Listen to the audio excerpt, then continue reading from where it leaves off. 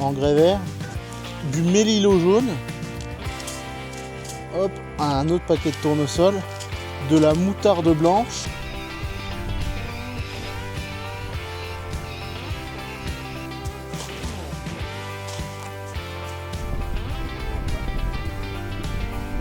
bonjour à tous, on se retrouve pour une nouvelle petite vidéo sous la pluie.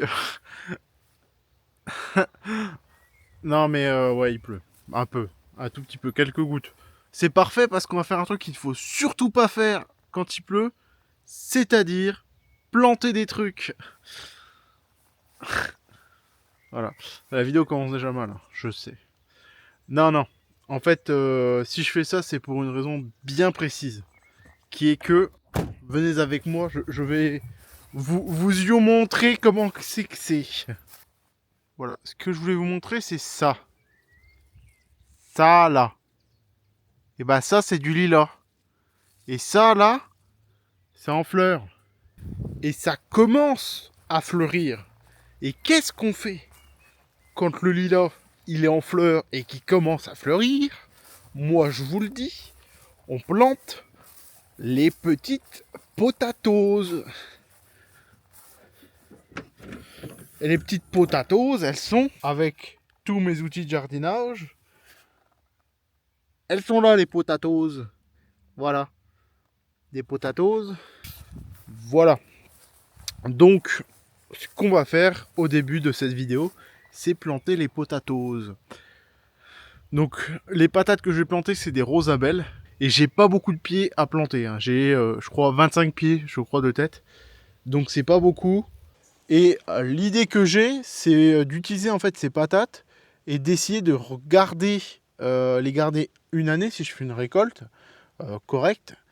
Déjà de les manger pour les goûter.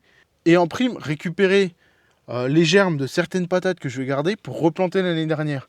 Donc bref, c'est mon petit plan pour les patates. Je vais les planter parce qu'il pleut, il fait pas trop chaud. Je sors du boulot, c'est pour ça que je suis un peu en tenue de travail et je suis pas très propre. Hein, je suis levé depuis 4 heures. Autant vous dire que heureusement que j'ai envie de faire avec le calendrier lunaire cette année, sinon j'aurais pas du tout planté à ce moment-là, quoi. Parce que là, c'est vraiment pas du tout les bonnes conditions. Il fait pas très chaud, etc. Enfin bref. Allez, c'est parti, je fais ça tout de suite. J'ai que 25 patates, donc je vais tout planter derrière moi. Donc c'est la zone de culture que j'avais prévue pour quand j'allais faire la Saint-Tropez. Donc c'est toujours en cours. Donc cette année, je vais mettre de l'engrais vert partout, sauf pour 2 rangs de patates. Ok. Là, je vais marquer pour faire 2 rangs de patates. Ok. Donc dans l'idée, je vais avoir un rang à peu près vers le milieu là, et un autre un peu plus loin, un peu plus à l'ombre, sous le prunier qui est juste derrière moi là-bas. C'est pas l'idéal comme zone de culture, on a connu mieux, mais ça devrait suffire largement pour faire ce que j'ai envie de faire, c'est-à-dire m'amuser un peu. Voilà, c'est pas parfait, c'est pas idéal, mais bon, alors, rien n'est jamais parfait, rien n'est jamais idéal. Ah, je pense 2 rangs, ça devrait suffire. 2 rangs comme ça, j'ai que 25 plants à mettre, ça devrait suffire. Je vais aussi prendre des piquets pour bien marquer mes rangs, histoire que je les retrouve, parce que je vais quand même mettre de l'engrais vert. Donc il faut quand même que je puisse retrouver mes plants de patates.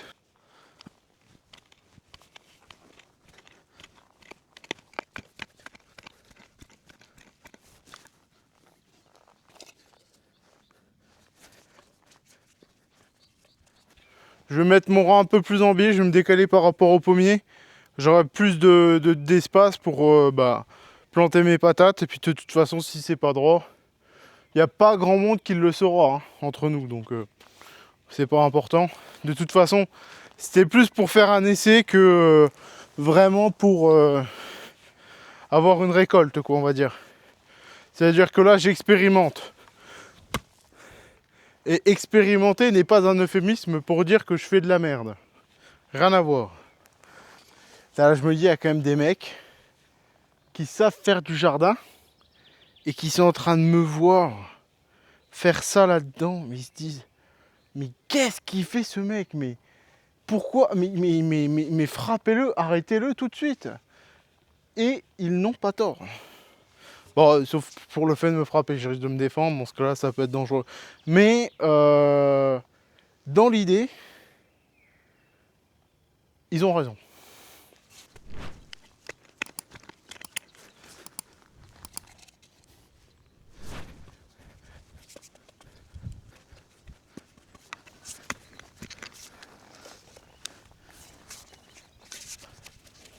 Bon allez hop, c'est fait, c'est bien. Je nettoie les outils, je me rentre parce que j'en ai marre de me faire saucer la gueule.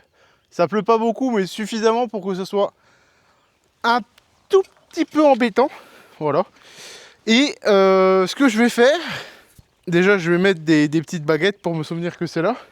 Une fois que j'aurai planté toutes mes plantes d'engrais vert, faudra pas que j'aille là. Mais voilà. Donc là, ce que je vais faire, je vais mettre des petits tuteurs partout pour me rappeler. Et une fois que c'est fait, je vais vous montrer un petit truc. Allez, c'est parti. C'est pas très droit, mais si on a l'œil dans le compas, c'est bon. Je crois que c'est ça, un truc comme ça. Bref. Donc, j'ai marqué à peu près l'endroit où il y a les patates pour savoir quand je vais balancer l'engrais vert, éviter de trop en mettre par là. Je vais en mettre, hein, je me connais. Et voilà. J'ai aussi marqué donc le grand tuteur là. C'est le tronc d'arbre. Là, il y a la souche. Donc, ne pas aller là. Très important. Et donc, pareil pour le rang, là, qui est pas mal droit. Il est pas mal droit. Si le fait que le rang était droit était le seul problème, malheureusement, ça l'est pas. Donc bon, ça, c'est un autre sujet. Bref. Moi, ce que je voulais vous dire, c'est une chose. C'est que là, j'ai quelques germes. Donc je me suis dit, mais Baptiste, mets ces petits germes dans les petits pots et fais comme l'année dernière. Pour ceux qui ne savent pas, l'année dernière, j'avais mis les germes dans des pots. Ça avait donné des plants de patates que j'avais repiqués ensuite. Donc ce que je vais faire, c'est que je vais mettre des plants de patates chez moi. Je ne sais pas si ça va marcher, mais il y a des beaux germes. Et je me dis, ça serait bête de gâcher. Je les ai quand même payés, ces germes. Vous voyez ces beaux petits germes? Regardez celui-là, la taille qu'il fait. Je vais quand même pas gâcher ça, regardez ça, il est énorme. Il y en a plein d'autres. Je me dis bon. Enfin bref, on se reprend tout de suite. Il y aura de l'outillage et je vais semer ce petit carré avec les engrais verts qui se passe donc quelques jours après. Enfin bref, on se reprend tout de suite. Allez, c'est parti.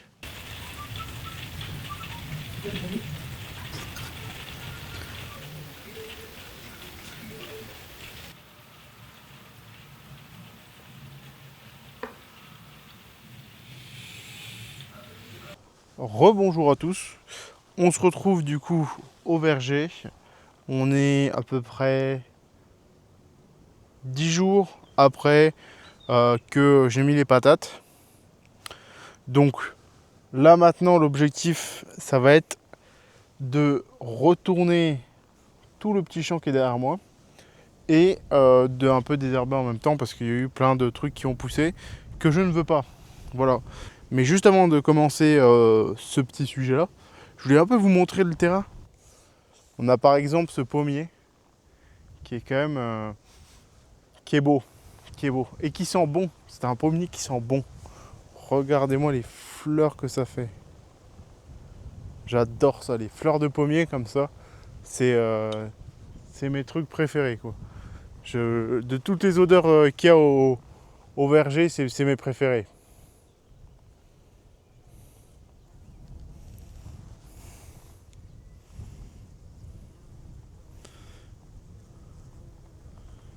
Et elles adorent ça. Hein.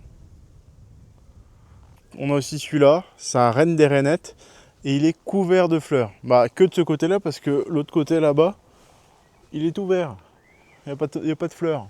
Regardez-moi ça. Il est pas beau mon lilas.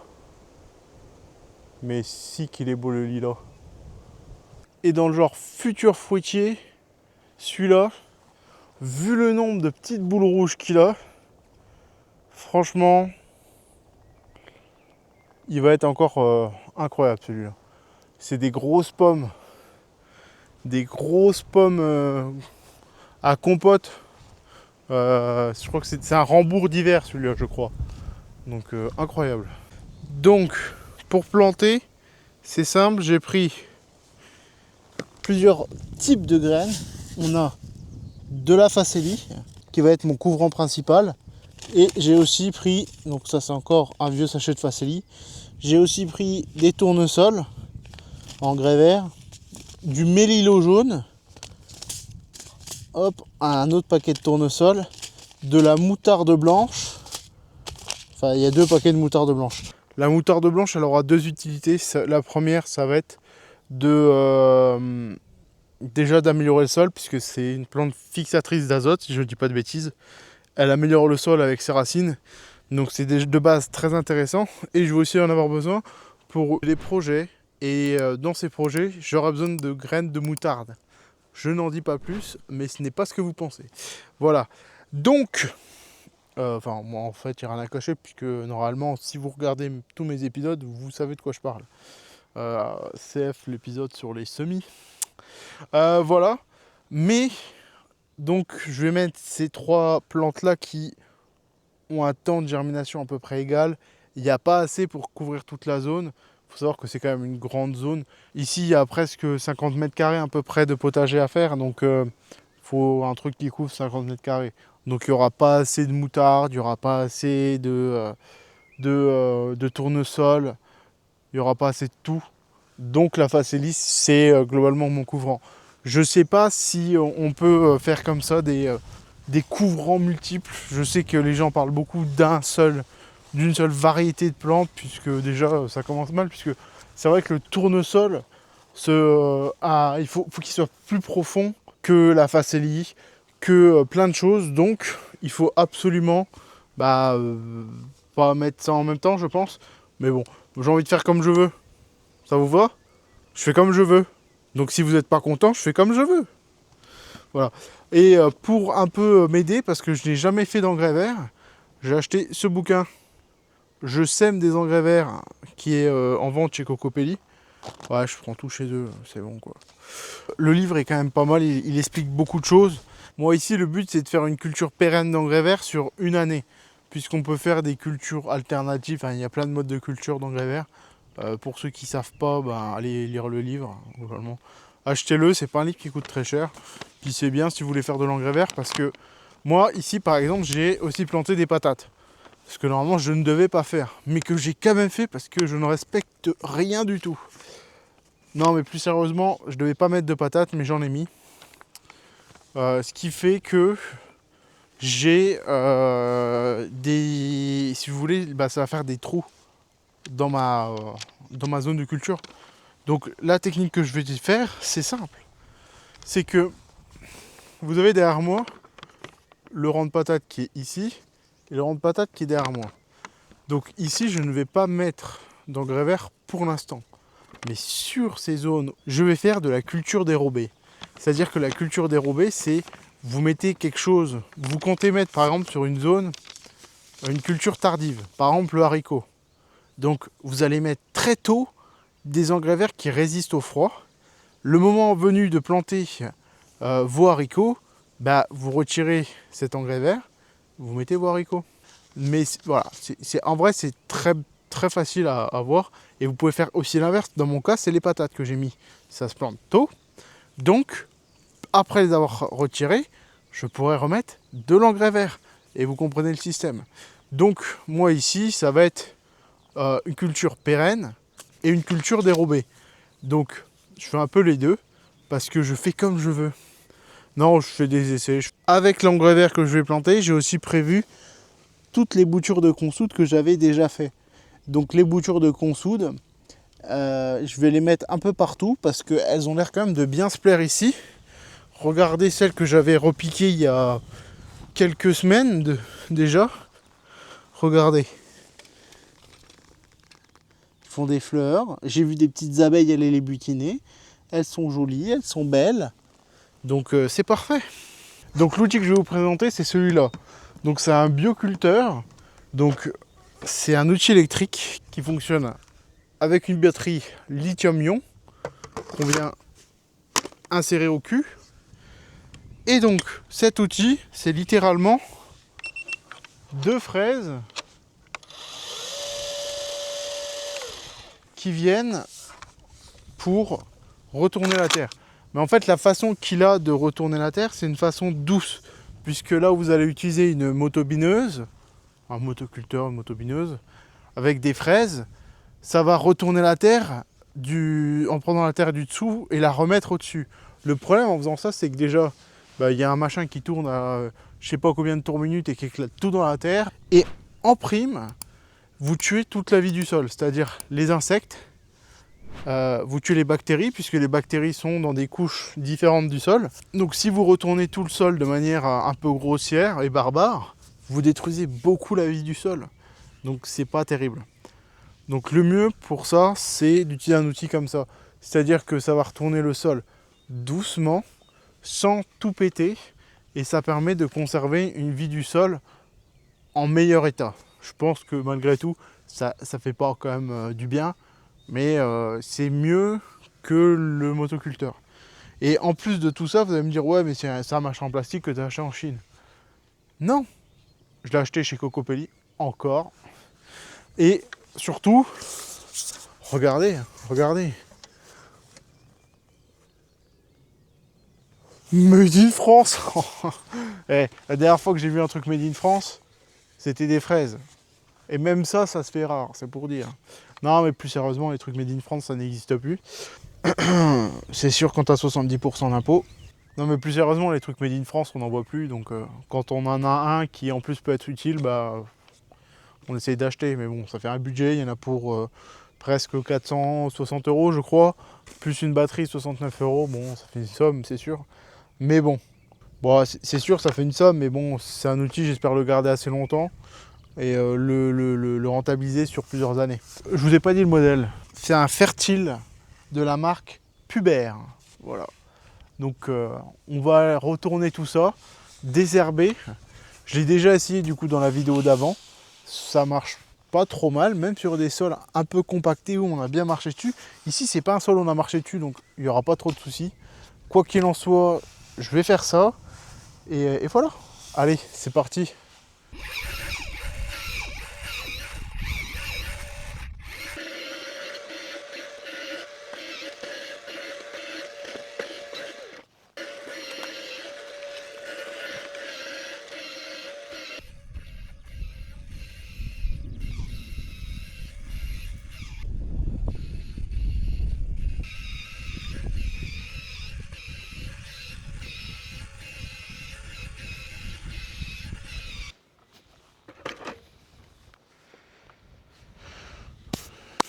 Bon, c'est fini, c'est pas parfait, ça aurait été mieux avec un motoculteur, je le sais, mais je ne veux pas utiliser le motoculteur, je suis têtu. Non, mais je préfère faire comme ça parce que c'est vrai que le but ici, c'est quand même de pas tout défoncer comme un barbare. Voilà, c'est un peu y aller doucement et en fait favoriser la vie du sol, même si c'est pour que ça soit plus dur pour moi ou que ça mette plus de temps. Ici, le but, c'est vraiment d'arriver doucement, pas trop vite. Et voilà. Donc là, j'ai ameubli le dessus de la terre, un peu tout retourné, retiré. Non, j'ai laissé les mauvaises herbes, mais là, elles sont toutes déracinées, quoi. Ça, c'est vrai que pour le coup, pour les mauvaises herbes, ça va quand même pas trop mal. Enfin bref, donc maintenant, c'était la partie, entre guillemets, amusante. En théorie, ce que je devrais faire maintenant, c'est prendre un râteau et venir tout mettre à niveau. Le problème, c'est que je vais remarcher dedans et que c'est compliqué. Après, ça fait beaucoup de travail. Donc, je pense, je vais tout balancer comme ça. Ah, vraiment tout. Tout. Et je pense que ça va marcher quand même. Je pense que je vais en consommer plus, mais si j'en mets suffisamment, ça va marcher. Enfin bref, je vais semer tout ça. Bon, j'ai prévu une petite coupelle pour pouvoir mettre toutes les petites graines. Donc je sais pas si je vais mettre tout. Je sais que les tournesols, je vais mettre l'entièreté des fleurs que j'ai. Pareil pour la facélie.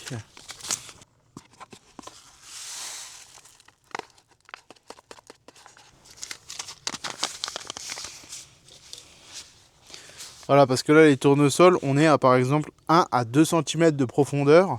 Alors que sur la moutarde, par exemple, on va être à 0,5 cm. Donc en fait le problème qu'on je veux avoir, c'est que théoriquement, si je nivelle, comment je vais faire ensuite pour mettre les graines dans le sol pour qu'elles soient au même niveau? C'est pas possible.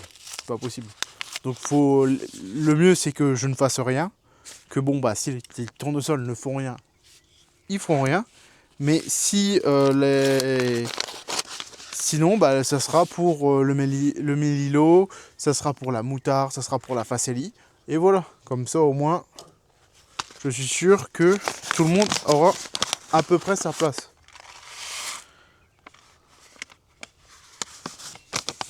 Puis bon, la probabilité que les tournesols se fassent bouffer par les oiseaux d'ici environ 2 heures est d'environ 100%. Donc au pire, j'aurai nourri les oiseaux. Et il faut savoir aussi aujourd'hui, je suis dans un jour parfait au niveau du calendrier lunaire pour faire les engrais verts. Puisque les engrais verts, en fait, ils ont une particularité, c'est que si vous voulez faire des feuilles, vous les plantez dans un jour qui a un type feuille. Si vous voulez des engrais verts qui vont améliorer le sol, il faut les semer un jour racine. Donc moi on est lundi 20 avril, donc c'est un jour racine. Du coup il faut semer les engrais verts, puisque moi le but c'est d'améliorer le sol. Donc si j'avais voulu faire de la biomasse, je l'aurais mis dans un jour en feuille, c'est-à-dire 2 ou 3 jours après quoi. Donc voilà, bon, j'ai mis un peu de facélie et des tournesols, je vais déjà aller tous les semer, ensuite je rajouterai la moutarde et le mélilo et je les sèmerai pareil. Et ensuite par-dessus, je viendrai rajouter beaucoup de facélie, histoire que ça soit un peu couvert de partout, même dans les zones où voilà, on est sûr qu'il y a une graine quoi, au final, en fonction de la zone où on est. Normalement les tournesols, ça sème pas la volée, mais je fais comme je veux. Vous avez bien compris? Je fais comme je veux ici. Et donc pour semer, il y a une technique qui est expliquée dans le livre qui est de faire un geste ample et de manière régulière. Ça ne se passera pas comme ça. C'est évident. Donc dans l'idée, c'est un truc du genre comme ça. Évidemment. Dans l'idée, il faut aussi que j'évite de trop en mettre là où il y a les pieds de patate, pour des raisons évidentes, que je ne veux pas d'engrais verts sur mes pieds de patate pour l'instant. Ce qui a déjà mal commencé puisque j'ai déjà jeté des graines de tournesol dessus. Voilà.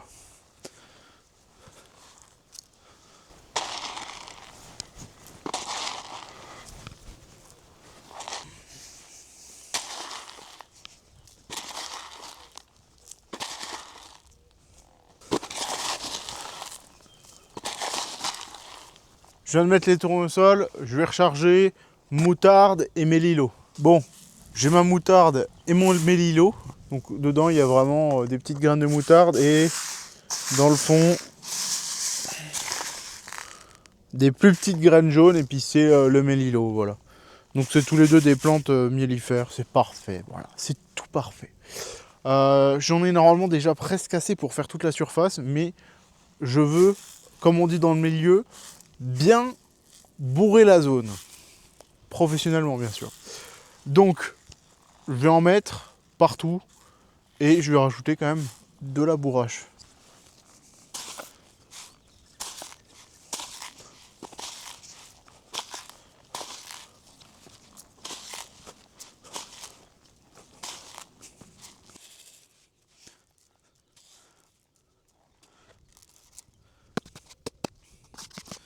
Bon, ça c'est fini. Il me reste une boîte de facélie. Ils disent que c'est une boîte semoir à ouverture facile. Il y a trop de trucs où c'est censé bien fonctionner. Hein. Une boîte, c'est une boîte. Voilà. Mais bon, je l'ai acheté, je vais quand même essayer. Donc, retourner plusieurs fois la boîte afin d'obtenir un mélange homogène.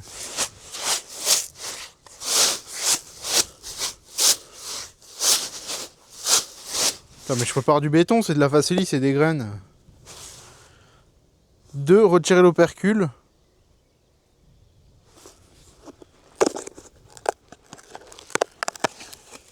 Ah ouais. C'est vachement fin, c'est vachement gros. Alors ça... Ouais, ça va couler beaucoup trop vite. En fait, c'est une boîte avec des trous. Mais ça n'ira jamais. Ça, je le sais, ça va faire des pâtés.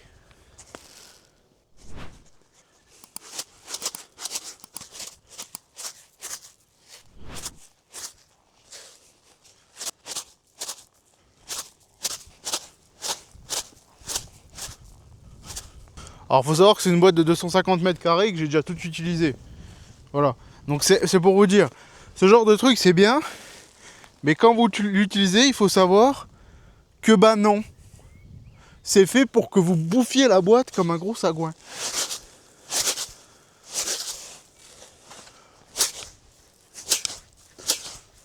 C'est vraiment de la... Hein.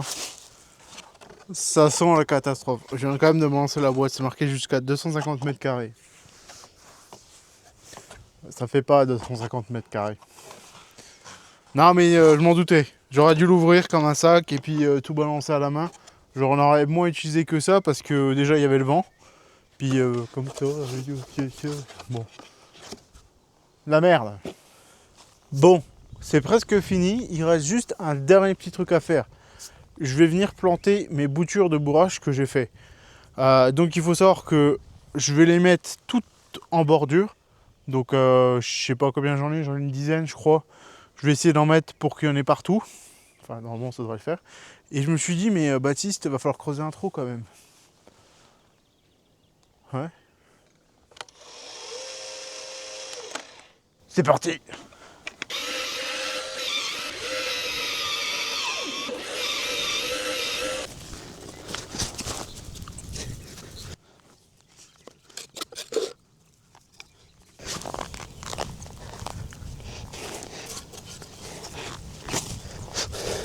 Bon, c'est pas mal. Au moins j'aurais planté des trucs aujourd'hui qui repousseront peut-être. Peut-être. Bon, je vais quand même venir leur mettre un petit coup d'arrosage et c'est ça, c'est sûr et certain qu'il va falloir. Mais ouais, je pense qu'on n'est pas trop mal. Maintenant, les graines que je viens de semer vont s'activer uniquement quand il va pleuvoir. Le problème, c'est que vu comment c'est parti, je sens qu'il va pas pleuvoir. Donc, quand les choses ne vont pas et que la nature ne veut pas, il ne nous reste qu'un seul recours, un seul. Tadam! Le moteur thermique.